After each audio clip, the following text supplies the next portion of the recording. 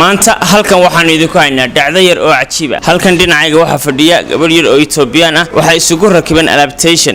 walaal maxaad halka ku haysaa? walaal sidoo bun baan ku sameeyaa sulul bay taala. walaal anigu halka bun uma imanay maxay ma haysaa xanjilo Ethiopiankii boss restaurant oo caanka ku ahaa magaalada oo dhan ku amaanaysa hotelka. sidoo gudaha fadhiiso waxaan idin haynaa anjeera xabashidii oo laba qaybood special dips iyo normal dips. waxaan kaloo idin haynaa sandwichidii haddaad u baahantiin soft food kalaab sandwich chicken wrap chicken burger beef burger haddaad kala u baahantiin casho adag casho caadiga hilibkii waxaan idin haynaa beefkii sukhaarkii beefisku waxaan kaloo idin haynaa digaagii oo laba qaybood lagaskii oo gaara iyo rice-kii oo ah grilled chicken sharaabkii waxaan idin haynaa watermelon orange papaya cocktail apple milk banana iyo macaan waxaan noogu imanaysan cunto quality leh qiimo idin raali geliyana leh ma sha Allah cuntada dhadhankeedu aad buu wanaagsan yahay.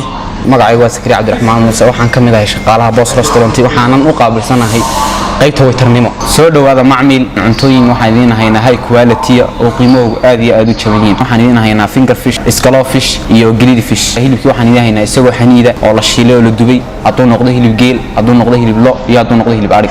anigoo magacaygu yahay Cabdiraxmaan Xuseen Aadan kana mid ah regular customer ka ah boss restaurant and cafeteria. waxa uu hoteelada kale kaga duwan yahay ama aan kaga dooranay waa hotel aad nadaafadiisu ku soo jiidanayso hadday noqoto shaqaalaha iyo qaab dhismeedkiisaba. laba waxaan kaga dooranay cuntadiisa oo quality-giisu aad u sareyso oo dhadhankeedu ku soo jiidanayo. saddex qiimaha haddaad eegto hoteelada kale oo qiimo aad u jaban. haddii aan idin tilmaamo macaamiisha sharafta leh boss restaurant waxa uu ku yaala xaafadda Jikiyar gaar ahaan haddaad taqaanin dabaqa dheer ee Iman Center dabadiisa dhinaciisa waqooyi.